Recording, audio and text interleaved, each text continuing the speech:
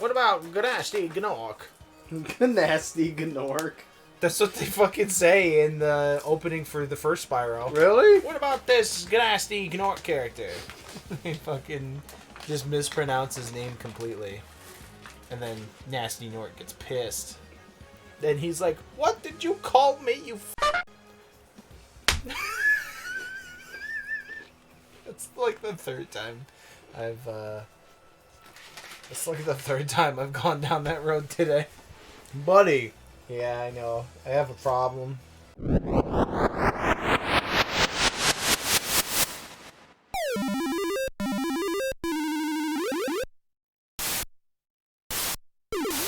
Hello, everybody. Welcome back to Game Brothers. Welcome back.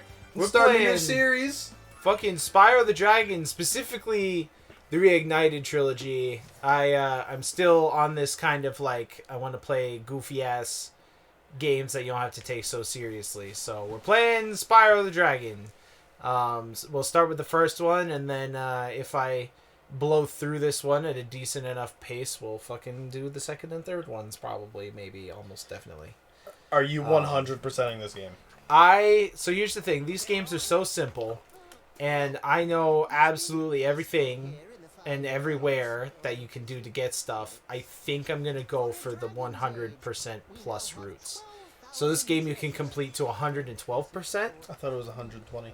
It's either 112 or 120. I think the first one's 120. And then I think it's 112 in the second game. I'm not sure. But anyway, yeah, I'm going to go for like the pluses and everything because they're not particularly hard to complete. With, I think, the second and third ones just are fun to explore. So we'll definitely do extended playthroughs of these at least. You know, Nasty Nork really only did what he did because he was getting bullied. He's still a mean guy. He's called Nasty for a reason. Well, maybe he doesn't even fucking want to be called Nasty Nork. Does he ever refer to himself as Nasty Nork? I don't know. His portal is called Nasty Nork, and it's in his own homeworld. So I would assume that it Yeah, is. but who made all the portals? I don't know. Jesus? Maybe it was this fuck. Probably fucking Nestor. Maybe Look at him. Nestor. He's got a hammer. Magic hammer! Can you imagine if he screamed magic hammer when he flew away after he's done giving you the tutorial speech? Yeah, don't worry about it there. What's the voice actor for SpongeBob's name? It's like Tom Feltman. I don't fucking know. That might be just... I might just completely be misremembering it. I don't remember who it was. But... I know it's the SpongeBob voice actor because he voiced Spyro in, I want to say Spyro 3? I think Spyro 2 and 3 have the same Spyro voice actor, with the first games being totally different. Damn, I forgot how good this looks. Isn't this gorgeous? It made me so happy. I think I cried when I played this game for the first time. They did this Reignited Trilogy so much justice with this fucking remake. Yeah, I definitely appreciate them and the lengths they went to. This is like the definition of a remake or a remat. No, it's not a remaster. This is a remake. Through and through, these games are remade. Yeah. So this is like how you should do it.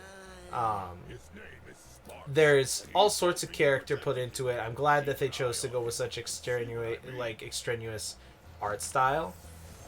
Toys for Bob is just, they got some crazy art direction, dude. I think, I don't know where I heard this information from, but a lot of them are actually art school grads. Like, they went to school specifically to learn how to, like, paint and stuff. That's fucking cool. He has skill point just for landing up here. What the fuck do skill points even do? Skill points in this game, I think, unlock concept art, maybe? Oh. They don't actually contribute anything, but there are a certain amount if you want to get 100% in this game. So give me a fucking Spyro RPG game.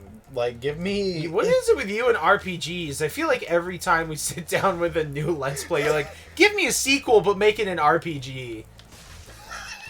Like, I did it with Ape Escape. You did it with Ape Escape? You did it with fucking with what did we just get done playing to? Oh, I don't fucking remember. We have this conversation every time though. You're like, I want RPG elements in my games. I fucking love RPGs. What can I say? It's fair enough. This is coming from the guy. Marshall, what's your top 5 video games of all time? Don't fucking put me on the spot like that. No, it's easy. I already know, like, your first 2. What's my first 2? Fable. Yeah. Fable. I can't rank them. Specifically the first game. I can't rank them for you, but I know that Fable's in your top 5. Okay. And So Kingdom Hearts. So Fable, Kingdom Hearts, Final Fantasy X. Good choice. Good pick. It's also in my top 5. 10 is my favorite Final Fantasy game. I'm not saying that because it's the only Final Fantasy that I've beaten. That's a lie. I've beat Crisis Core. Yeah, okay, that's fair. So I love Final Fantasy X. I love the story. I was gonna try and put up like an argument, be like, "That's not a mainline Final Fantasy game." I'd punch you in the fucking throat. But it's literally a prequel to 7, so like. Yeah. So don't at me with that shit. But technically, I don't think Final Fantasy VII's in the title. Yeah, right? it is. It's just called It's called Crisis Core Final Fantasy. No, it's Crisis Core Final Fantasy VII. Are you sure? I am 100% positive. Are you positive? I am 100% positive. I would be willing to dispute that. I think it just says Crisis Core Final Fantasy. Motherfucker, I will fact check this. Yeah, I want you to, because if I'm not remembering that correctly, then I need to. It's an attitude. Crisis Core Final Fantasy VII. Okay. All right. Cool. I love this game. I know my shit. So that's what? That's 4. There's one more? Fuck me. Oh, turns out I need to do that. So, Fable, the first one, Kingdom Hearts, Final Fantasy X, Crisis Core, Final Fantasy... Well, no. Is Crisis Core in there? Yeah. I put Crisis Core in there. Okay, so 4, and 2 of them... Okay, what if I impose the rule that you could only have one game from each franchise? Yeah, I was going to say that. If you have Final Fantasy X and Crisis Core, just pick a fucking game. 10 over Crisis Core. Okay. That's going to upset some people. That's going to upset a lot of people. I know. Okay, there's no actual... I didn't have a super huge attachment to like 7 itself. I've never fucking sat down and played 7. We'll do that soon. I've done the first Avalanche mission, but that's it. That's nothing. Exactly. That's actually nothing compared to how big that game is. I'm well aware. I barely even played the fucking remake. How far into the remake have you gotten? The last thing I remember is I was at fucking Jesse's parents' house. I'm missing a single gem and it's bugging the piss Buddy. out of me. No, what's the button? Oh yeah, you have to hit this. 99 out of 100 Is gems. there a button that will have sparks point you in the right direction? Yeah, but technically you're not supposed to have that ability in this game, so I'm trying to just... But for the sake of playing a Let's Play, fuck it, I'll break the game. Is it in front of the fucking... in front of the face? Oh, it's in the middle of this field? I'm the dumb. I have the stupid. One more. I need one more game. Yeah, it could be old or new. Did you have PS2? Think PS2 era, or PS3 or 360 era. I don't know. Crash 3. Crash 3 is not an RPG. No, I'm not thinking RPG. I'm thinking your top 5 favorite games of all time. Oh, I thought you wanted fucking not specifically top 5. No, not specifically God. RPG. Oh, no, okay. just your favorite games of all time. I know Fable and Kingdom Hearts are in your top 5. Yeah. If Final Fantasy X still makes that list, yes, then that's cool. Okay, so now you need two more games, right? It doesn't have to be RPGs. It's just your favorite fucking games of all time. Metal Gear Solid 2. Good call. Underrated. Not Final Fantasy. Metal Gear Solid 2 is underrated. Yeah. I might get a lot of shit for this. Oh god, I can't wait for this hot take. Here we go. But I actually enjoyed Infamous Second Son. Really? You would prefer that? Did you play the other 2 games? I've played the first game. Okay, you really need to play Infamous 2 then, because that one is far superior to the first one. And thus, I would also rank it above. Yeah, there's a lot Son. of fucking people don't like Second Son. Which is fine. I also don't think it's the best, but it was also... I played Second Son before I played Infamous 1 and 2. Oh, I did too. So I have a high opinion of it. I think the voice acting in that game is great.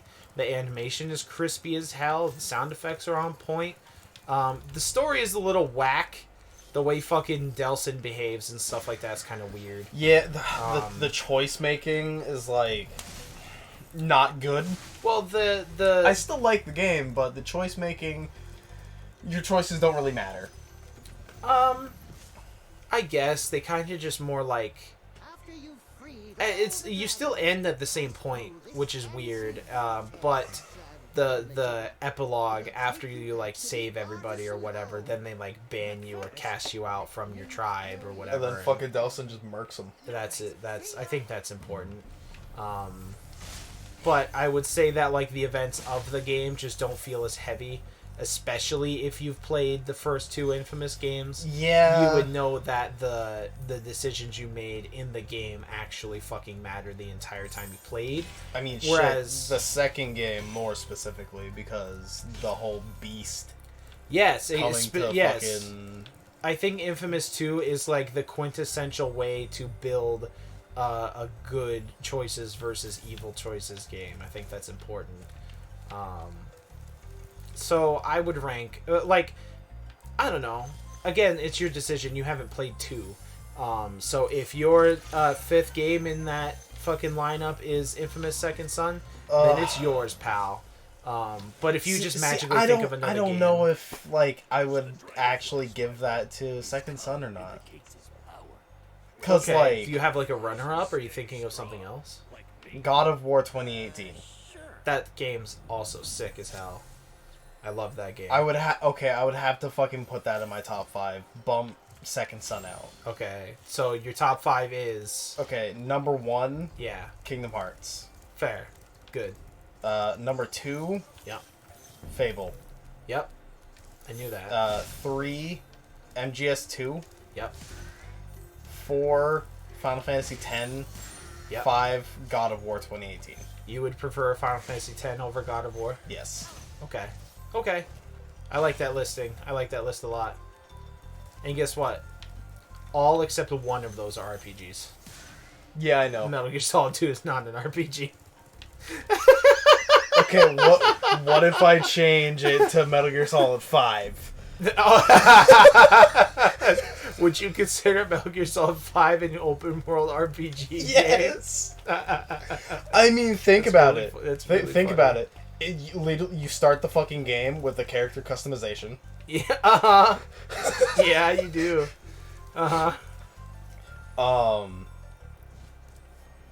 There's like leveling, quote unquote, with like you fucking rank up your weapons and stuff. Rank up your weapons, your fucking assigning personnel. Teams on Mother Base. You get to make a party with you and either Quiet or the dog or the Battle Walker or the horse that you can make shit on command. I forgot that's a feature in that game. You can have your horse shit on command and it can fucking wreck a truck. That's really funny. Yeah, okay, so I guess Metal Gear Solid 5 open world RPG. Decision made.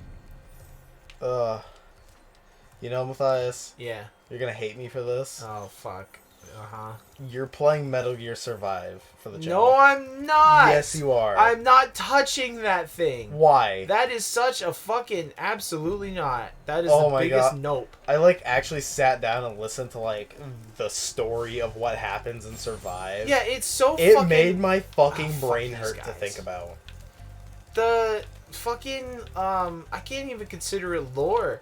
There are certain games in the Metal Gear mythos that I just straight up refuse to acknowledge. Okay, fucking bye. Yeah, he's gone now. He's fucking into the aether. Oh, that's the fucking okay. Metal Gear Survive is one of them. I absolutely refuse to talk about that game. Ow. it rubbed me the wrong way. It's like, of all of the things that they could have done to kind of promote, like, instead of making just Metal Gear Online, instead of just like actually making that a standalone game in the world of Metal Gear Solid 5 with the whole PMC thing that they were going for, instead of doing that, they fucking made a weird ass tower survival open world game with this crazy fucking story. Mm-hmm. It's absolutely crazy. It's the like, I know you need a fucking suspension of disbelief for Metal Gear specifically because it has actual walking nuclear battle tanks, but like little tiny robots that control everything. Yeah, nanomachines, the whole concept vocal cord parasites. But I mean, like, then they want you to be like, oh, we're dimension hopping, and what? Where is it trying to send me? Do I have to get back up on the cliff? Fucking probably. I need 2 blues or 2 greens and a red. Or just 3 reds. Yeah, so like, but then they're like, oh yeah, we can hop dimensions, and we're actually time traveling, and we're sending you to the future so you can do something to interrupt things at the point where everything starts to happen again. It's some crazy shit that goes on in that game, which is so far and away the craziest thing about the franchise. Like, you can get away with a lot of like nanomachine shit in Metal Gear Solid 4 because it's supposed to be like a futuristic warfighter game. And you can even get away with nuclear walking deathmobiles because it's all technically sound. Yeah. But wormholes, dimension hopping, and time travel... In the fucking 60s? It's not the 60s. Is it? It's the 80s. Is it the 80s? Yeah, Metal Gear Solid 5 happens in the 80s. Sure. It's like 1984, I think, is when the game happens. I don't want that world yet. I want the nighttime level, because that one's aesthetically pleasing. Get out of my way. Yeah, so I refuse to talk about Metal Gear Survive. Am I dumb? I'm dumb. You might be. I was like, I'm going to go to the nighttime level and then walk up to the portal that says Sunny Flight on it. Ow. Look at that. Yeah, so I'm not playing Metal Gear Solid Survive or Metal Gear Survive. We'll definitely get around to playing Metal Gear games though, because we definitely need to jump into that. But right now I'm working on a Metal Gear Solid sequel video on my channel, so I'm balls deep in Metal Gear mythos. So maybe as soon as I finish that video, we'll get a couple of playthroughs of Metal Gear games out of the way. It just seems really fun. I've always loved Metal Gear Solid games. I remember, I don't know why we're talking about Metal Gear in a Spyro video. I mean, we were talking about fucking Infamous. It's bringing the retro out of me when we play games like these, because, God, did you know they classify the fucking PS3 as a retro console now? You're fucking kidding me. The PS3 and the 360 are considered retro now. Oh, that hurts. 3 plus 10, so 13 plus 2. The PS3 and the 360 came out 15 years ago. 15 years ago. And generally, after like 2 console generations have passed, they start considering stuff to be retro or classic. So the PS3 is retro now. So if you can think about it, that fucking hurts. All of those games that came out in that era, the fucking Infamous games, the Metal Gear Solid 4, all of the 360 COD games, fucking Modern Warfare is a retro title now. Damn. Which is really funny because my first console was the fucking PlayStation 1. That's the console I have the most games for. We both grew up on the PS2. Marshall's a PS2 baby. Yeah. But the first like real console when I was like old enough to actually remember shit about video games and how they made me feel was the PS3. Like, Metal Gear Solid 4, when I finished that game and fucking Snake putting the gun in his mouth and it faded away, and shit, and he fired the shot, and I cried. I fucking was bawling my eyes out, and my older sister was like, "Hey, man, are you crying over a video game?" And then I ran into the bathroom because I knew if I was like, "Yeah, I'm crying because the fucking old man killed himself in front of me," I knew I would get made fun of for it. And then later, Mom was like, "Hey, so your sister told me that you were playing video games earlier and you started crying and you ran away and you wouldn't talk about it, and I'm a little worried. Like, are you okay?" And I was like, "Yeah, I beat the game, and there was a character in it who has been part of the same series and everything, and he fucking like put a gun in his mouth and he killed himself right in front of me, and it upset me." And then Mom was like, "Yeah, that's heavy stuff, man." She like didn't know how to handle it. When I was like, "Yeah, I watched a fucking game character kill himself in front of me." And that's that's like a really imprinted, long-lasting memory for me, is Mom being like, "I don't know how to handle that. Maybe don't." She specifically said the word. She specifically said, "Wow, that's yeah, that sort of thing's like really heavy. You know, maybe we should take a break from that." And I was like, it was the ending of the game. I don't have to play it anymore. I'll take a break before I actually go back through and try to play it again. And it was all traumatizing in the moment, but then like after the credits rolled and everything, if you've played Metal Gear Solid 4, then you know that was a cop-out. They fucking roll some of the voice credits, and then Snake did not, in fact, kill himself by shooting himself in the mouth. He fucking he missed the shot completely. He pulled it out of his mouth because Big Boss walked up on him. So I still get fucking choked up listening to that scene. Yeah, no, it's not like watching it. I still get fucking choked up. Yeah, his little fuck it. What does he say? He makes a whole spiel where he's like, "Our time is over. Our war has ended," shit like that. And then he's like, "There's still like one last mission I need to complete, one last punishment I need to endure." That shit like immediately makes me like stop breathing. I have to like do a double take, and I'm like, "Damn, no, really fucking listening to Otacon tell Sonny that Snake had a hard life. Oh, it gets me so bad. Oh, man, listen. We are going to play the Metal Gear Solid franchise for this channel. We're not going to do it all back to back to back to back because that fucking series is so long. Yeah. That series has so many incredibly cutscenes. long. And we have to just talk through all the cutscenes, and that shit feels bad. So we will we'll definitely play it at some point, but when we do, we're going to fucking, I know there are going to be tears and fucking sighs and crying when we hit Metal Gear Solid 4. It's definitely going to happen. I actually got a little emotional when I played Metal Gear Solid 3. Metal Gear Solid 3 is kind of fucked. There's like a lot in that game that happens that's important for the rest of the franchise. Yeah. And just the origin of Big Boss and the stuff that happens between him and the boss and everything, that final... I always had a hard time with the ending to Metal Gear Solid 3 because from the point that you hit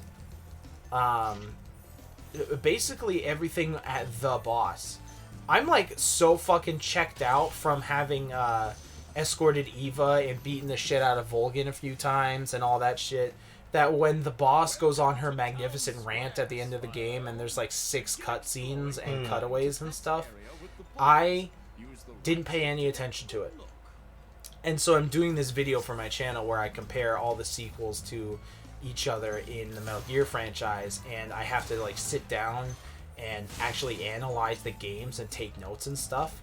The ending to Metal Gear Solid 3 is like really intricate. There's a lot of nuance that goes into hyping up the boss as a character. Yeah. Because she doesn't get a lot of screen time to actually like talk about herself. The only time she ever talks about herself is when she's talking to Snake, or Big Boss rather, in in that cutscene, and then others when she's like, I have to make a point to Snake, but when I do that, I'm going to I have to talk about myself, and that's how she communicates ideas and stuff like that. So it was really interesting to finally sit down, take notes about the boss, everything that she did, and herself leading up to that moment in Metal Gear Solid 3. Everything led up to Big Boss having to kill the boss, and fucker. Ow, you cocksucker! I got you. But yeah, it's Metal Gear Solid. We'll play it eventually, and when we do, I can't tell if we're just gonna treat it like how I'm treating Spyro right now and just talk about other shit while I'm playing the game. So I feel bad because like I really do want to talk about stuff. And look at this fucking dragon with the shit on his tail like kebabs. He's really mad about the dragon. I fucking love this guy. But when we do, there'll be some times where I have to point shit out that like actually made me think, you know. Oh, those balls are just stuck in the fucking ground. Yeah, they stay there until I fucking fire breathe them or hit them again. Yeah, Sparks needs a little love, man. Just a little bit. It's only the one hit wonder. I almost never get that on my first try, so I'm glad I did. Call him Cap because he just did it. Fuck. Where'd you go? Where did he go? I don't Did he know. get back up on the ledge? Did he? He fucking I think he did. I hear him. Oh, you sneaky bastard. Got it. I got it. Woo! But I do have to fucking go back around to jump on that shit again. So, you know, fuck me, I guess. Damn. Yeah, well, We got plans for the channel. yeah, it always... See, Marshall's playing the long epic game now, so he's got priority for the game that has a lot of cutscenes and shit. Yeah, I'm fucking locked in for the long run. So now I have to come up with, well, I don't want to play another fucking really long, intricate game at the same time we're playing something like Hogwarts Legacy, because, like, that's asking a lot of people. So now I have to come up with, well, am I going to play this dumpy little game, or am I going to play this game that doesn't have a whole lot to it, but it's still fun to play? And eventually I just settled on, you know what's like a really good classic, just zoom out and fucking play a video game? That's Spyro. Spyro is one that I know by heart, so I could just play the game and talk. Rescued Thor. Thor got fucking old. Damn. And messy. Look at that shit all over his fucking apron, dude. Wash the apron! Yeah, man. 100% complete. What did I tell you? There's a funny little trick, and I'm not going to get to it in this episode because I still have to do 2 more levels, but the fucking you can skip the Peacekeepers worlds and just go straight to the Magic Crafters worlds. Yeah. I think I told you this before. Yeah. I'll make a short about it in my video, and then I'll just reference this or something in my channel. But you can, if you 100% all of the levels in the Artisan worlds, and then collect all of the gems in the Peacekeeper's home world, you can skip all of the other levels in the Peacekeeper's realms and go straight to the Magic Crafters worlds and start playing Magic Crafters levels. Eventually, you'll have to go back and play all of the Peacekeepers worlds and stuff, because you need the gem count, the dragon count, and the egg count. But if you just completely fucking hate the Peacekeepers worlds and you want to save it for last, you can actually fucking skip all of the Peacekeepers worlds, which I think is really funny. And I didn't notice it until... I played this game before on my own leisure, and my daughter also really likes this game. So she fucking had me pick up Spyro for her Switch, and every now and then I'll play it with her or whatever, so that way we can talk about the game. And I was like, I don't want to deal with the fucking cannon soldiers, so I'm just going to go straight for the Magic Crafters worlds, which I think are probably... They're harder, but they're more intricately designed. Yeah. I like the aesthetic of the Magic Crafters world the best.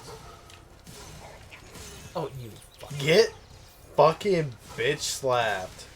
I could, technically, I did. I really did. Fuck. Alright. What about you? Pup. Fuck. Here's a cool little thing. Did you know that all the paintings in this room are concept art for the Spyro Reignited? I did not know that. Yeah, they're all the concept art for all the dragons and even some of the levels. See, that's the that's Glimmer from Spyro 2, and that's the Autumn Plains. No shit. Yeah. Wow. Is that cool? This game has so much heart put into it, this remake. I think that's the Enchanted Towers level. The one with the fairy who gets taken by the cat wizard. Yep. And that's the turtle level, I think. Or that might be Dragon Shores. I don't remember. Well, that looks like the fucking dock at the homeworld here. Oh, maybe. Maybe it is just the first game and I'm thinking a little bit too hard about it. Well, no, because one of them did look like fucking Glimmer and... Yeah. Whatever. The Autumn, whatever. Autumn Plain. Yeah. Alright.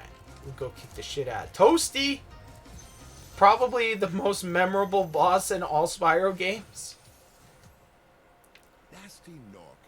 Yeah, see, okay, they call him Nasty Nork, so there's no way that he can't have just, like, accepted that as his name. Yeah, be careful, dumb purple shit.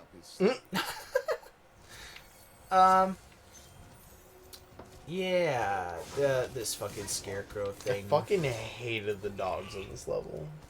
They're much easier to get rid of once you found out that you could just fucking hit them once, jump, and then hit it again. There's really nothing to it. Alright, is that all the gems? Look, I just took out two at the same time. That's called a pro gamer strat. Sure it is, buddy. Got him!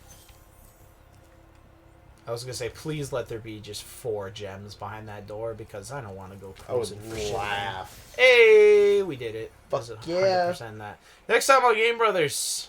Next time on GameBrothers, we're I have just this fucking the flight, the sunny fucking flight, gross. and then I can move on from the artisan world. I always fucking hated those levels. We'll open with a fucking sunny flight in the next episode. So. Ugh. Until then, everybody, bye-bye! Bye!